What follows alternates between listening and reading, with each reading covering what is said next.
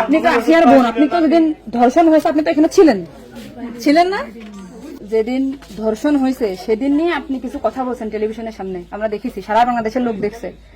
তো আপনি বলছেন, একবার বলতেছেন যে আমি ওয়াশরুমে গেছিলাম এই সুযোগে ধর্ষণ হয়েছে, আপনি আরেকবার বলতেছেন যে রুম থেকে বের করে নিয়ে ধর্ষণ করছে, আপনি আরেকবার বলতেছেন যে ধর্ষণের সময় আমি ঘুমোইছিলাম, আমি কিছু ঠিক পাইনি। আসলে কোনটা সঠিক? আমি তো ওইটাই বলি না, আমি বলছি আমি ঘুমোইছিলাম, ও যখন বাথরুমে উঠছি সেই সময় দেখি যে ও ওইখানে পড়ে রয়েছে, এইটাই বলছি। আপনি বলছেন যে সেহরির পরে, আবার বলছেন রাত 2:30, এটা মানে টাইমটা আসলে মানে হ্যাঁ আমাকে দিক তো সিয়ারি খাই 2টার দিক, তারপরের কথা বলছি। আচ্ছা, আপনি একটু মানে প্রথম থেকে মানে রাত থেকে কি ঘটনা ঘটছে একটু আমাদেরকে বলেন তো। প্রথম রাত থেকে সব ঠিক ছিল, তিনজন ঘুমাই গেছিলাম, 8টার দিকে ঘুমাইছি। আমি, আমার জামাই আর আমার বোন, আমার বোন হচ্ছে আমার পাশে ঘুমাইছিল। তা আমি জানতাম না যে ওর সাথে ওরম হবে না।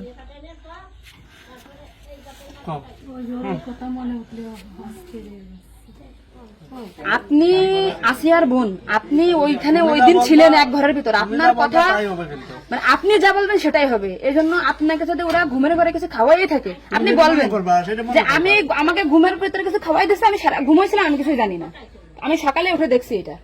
কিন্তু আপনি যদি বলেন যে রাত 2:30টার সময় হয়েছে, আমি তাহলে তো হবে না।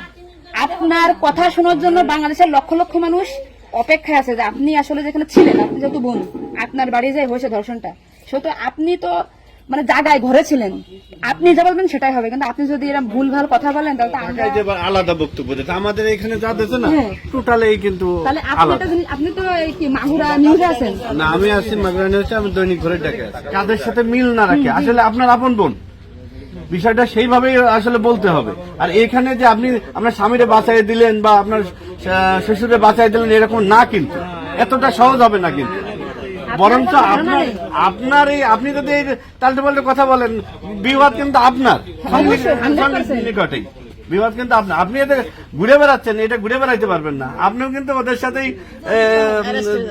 যুক্ত হইতে হবে আপনার। তার মানে উনি একবার বলতেছে কি জানেন, আমি টয়লেটে গেছিলাম তখন ধর্ষণ হয়েছে, একবার বলতেছে আমি আমার রুম আমরা থেকে বের হয়ে বিভ্রান্তিতে আসছি, বারে বারে আপনাদের কাছে আসতেছি শুধু এই একটা কারণে। কিন্তু মানে আপনাকে যদি কিছু খাওয়াই থাকে আপনি বলেন যে আমারে খাওয়াইছে, আমি কিছুই জানি না, সকালে উঠে দেখেছি আমি এই অবস্থা।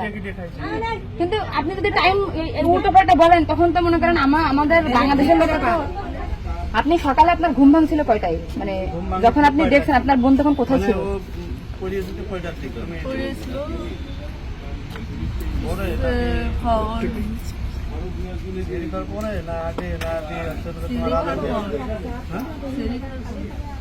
আপনি 8টার সময় ঘুমাইছেন, তারপরে কি আপনার ঘুম ছেড়ে খাওয়ার পরে ভাঙিছে?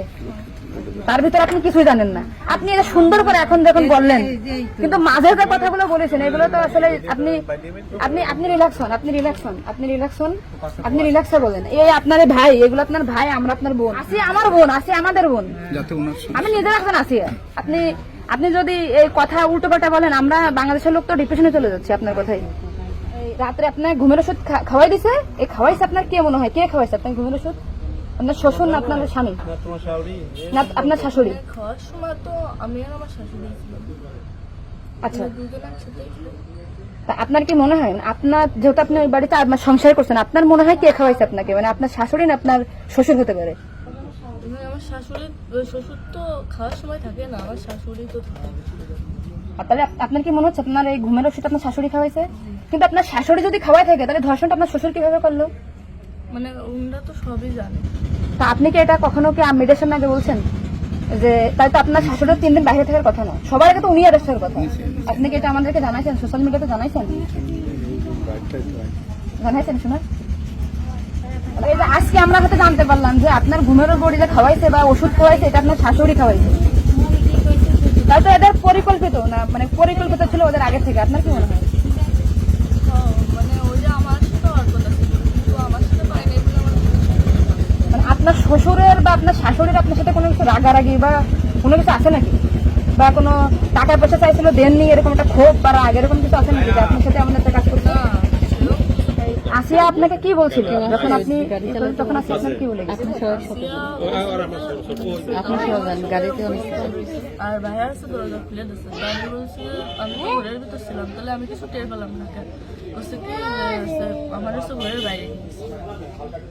এরপর থেকে তো আসিয়ার জ্ঞান না মানে ওইটুকু সময় ও অস্থির হয়ে যাচ্ছিল, হাত পা ঘুরে যাচ্ছিল,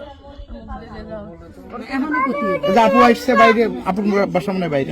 আমার বাসা যশোরে, আমি যশোর থেকে আচ্ছা, আমি শুধু ওনার একটা ভিডিও দেখে আসছি যে উনি উল্টো পাল্টা কথা বলতেছে, এই সঠিক জানা না জন্য। সঠিক কথাটা বলেন বলেন।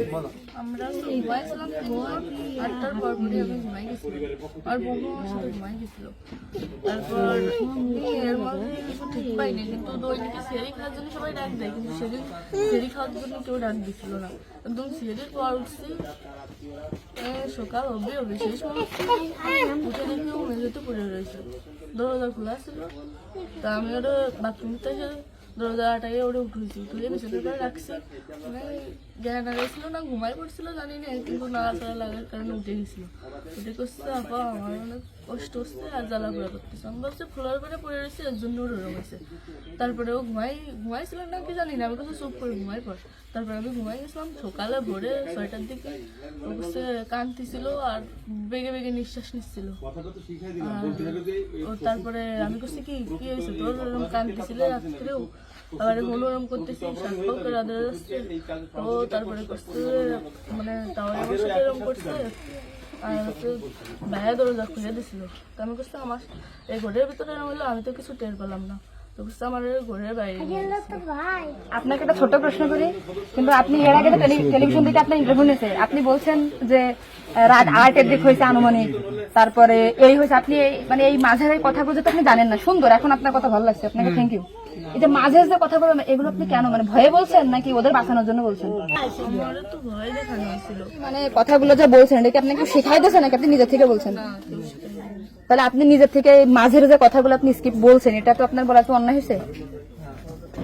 তাহলে আপনি নেক্সট টাইম, মানে আমরা খুব, মানে আমি আপনার ভিডিও 100 বার দেখেছি, 70টা জানা জানি, আজকে দেখেন আমি 10 থেকে আইছি, আপনাদের ওই বাড়ি গেছিলাম আমি, ঠিক আছে? মনে করেন ভয়তে সবকিছু উল্টো পাল্টে গেছে, এক কথায় মানুষ সবসময় বারবার জিজ্ঞাসা করে মাথার ভিতরে উল্টো পাল্টা হয়ে গেছে।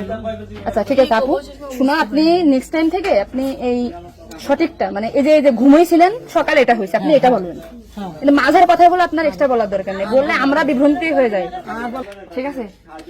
যাক, এখন বুঝলেন তো কাহিনী।